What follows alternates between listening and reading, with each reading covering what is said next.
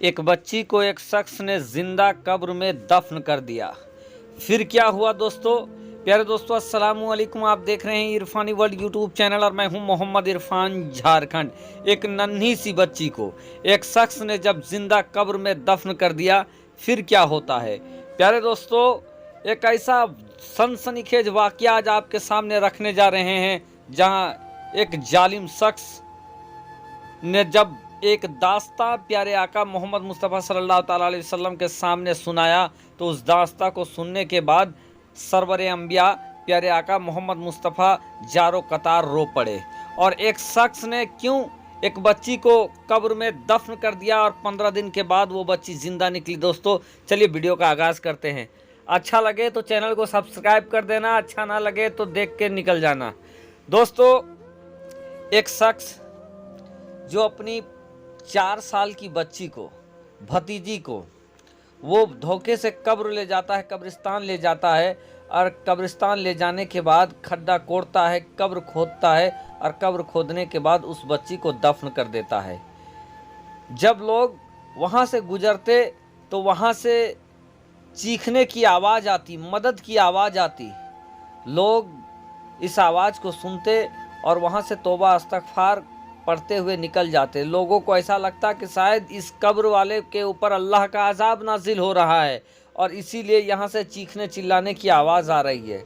लेकिन दोस्तों, कुछ दिनों के बाद कुछ लोगों को ये लगा कि आखिर हमेशा ये चीखने की आवाज़ क्यों आ रही है, चलो हम खोद कर देखते हैं इस कब्र का मामला क्या है।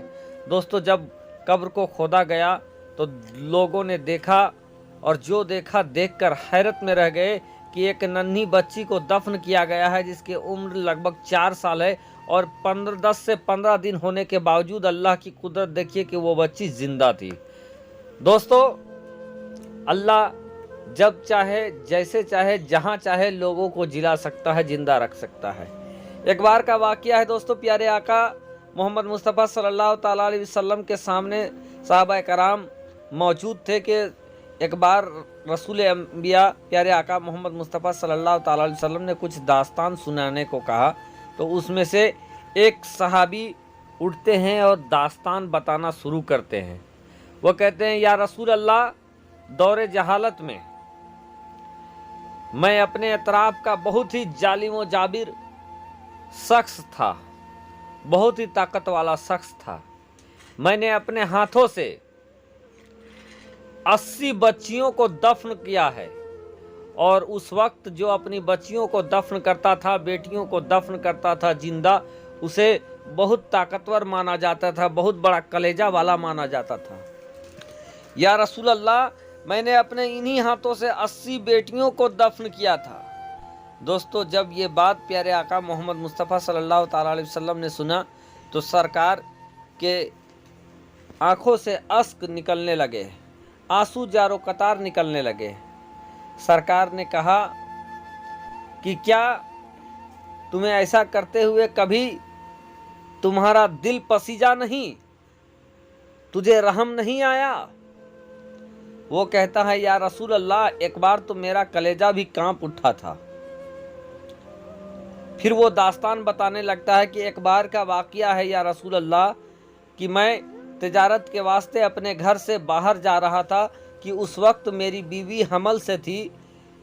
मैंने जाने से पहले अपनी बीवी को कहा कि मैं 5 सालों के लिए बाहर जा रहा हूं, और अगर इस दौरान अगर बेटा पैदा हो तो तुम उसकी परवरिश बहुत अच्छे से करना, नाज से उसकी परवरिश करना, और अगर बेटी पैदा हो तो तू उसको दफन कर देना। और ये कह के मैं चला गया। अब जब मैं 5 सालों के बाद वापस घर लौटा, घर में दस्तक दिया तो मुझे घर में एक बच्ची की आवाज़ सुनाई दी। वही आकर खोलती है दरवाज़ा। जब मैंने उसके चेहरे को देखा, नक्शो निगार को देखा, तो मुझे पता चल गया कि ये वही बच्ची है जब मैं काम के लिए जा रहा था तो ये मादरे शिकम में थी। अब मैंने अपनी बीवी को बुलाया और कहा कि तूने इसको दफन क्यों नहीं किया, पैदा होते ही तुम इसको दफन कर देती। फिर मैंने कहा कि अब मैं इसको अपने हाथों से दफन करूँगा, तब मैं शांत हो पाऊँगा। माँ तो माँ होती है, वो कहती है कि पहले मुझे इसको सजाने संवारने दो, इनके बालों को मुझे संवारने दो, उसके बाद तुम इसके साथ जो करना करना, लेकिन मुझे ज़रा देख लेने दो, इसके बालों को ज़रा संवारने दो। उसके बाद क्या था, उसकी माँ उसको तैयार कर देती है मेरी बेटी को। फिर मैं अपनी बेटी का हाथ पकड़ता हूँ और जंगल की तरफ लेकर चलता हूँ। बेटी बार बार पूछते जा रही थी कि बब्बा आप मुझे कहाँ लेकर जा रहे हो, अब्बू मुझे कहाँ लेकर जा रहे हो। मैं यही कहता रहा कि बेटी तुम्हें कुछ सामान दिलवाना है और वहीं लेकर जा रहा हूँ। और फिर क्या था, कुछ दूर चलने के बाद जंगल आ जाता है और उस जंगल में मैं एक कब्र खोदता हूँ और कब्र खोदने के बाद अपनी बेटी को धक्का दे देता हूँ। बेटी कब्र में गिर जाती है। उसके बाद मैं उसके ऊपर मिट्टी डालना शुरू कर देता हूँ।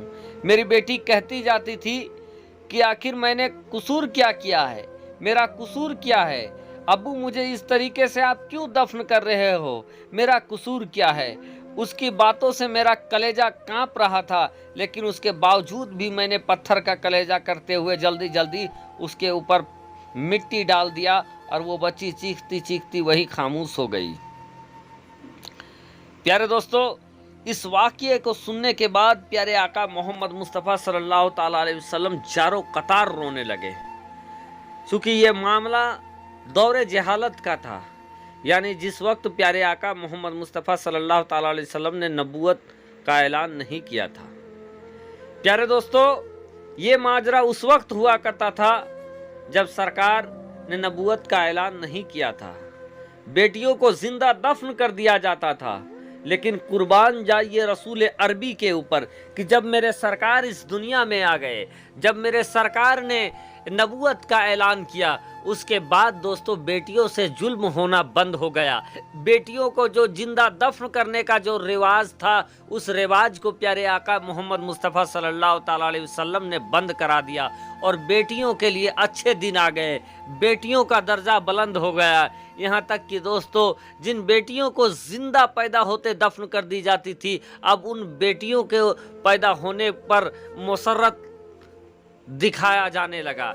मेरे आका प्यारे आका मोहम्मद मुस्तफ़ा सल्लल्लाहु ताला अलैहि वसल्लम का इरशाद मिलता है दोस्तों कि जिनकी 5 बेटियां हैं और वो अच्छे से उनका परवरिश किया तो वो जन्नती होता है। इसी तरीके से 4, 3, 2, 1, यहाँ तक कि दोस्तों ऐसा शख्स इसी तरह जिसकी बेटी ना हो और वो दिल से बेटी की हसरत रखता हो, उसके बारे में भी जन्नती होने का कौल मिलता है सरकार का। ये मर्तबा है बेटियों का दोस्तों।